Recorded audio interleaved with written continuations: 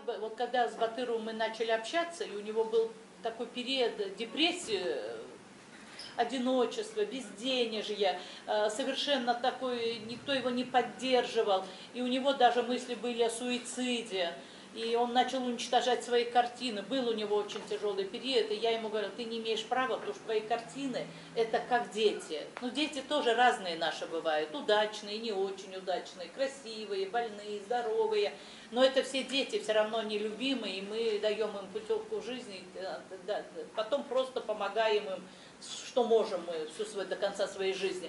Я говорю, ты просто страшно было, действительно, он много работы уничтожил.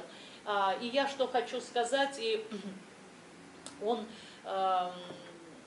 вот в этот период, я ему как-то поддержать, может, его морально, я говорю, давай я тебе напишу. И вот мы сидели, помню, долго в Музее искусств, я тогда работал, мы сидели очень долго, и он мне начал рассказывать о своем народе. А он всегда, когда приходил в музей, он такой очень обаятельный был человек, все собирались вокруг него, и это был всегда праздник.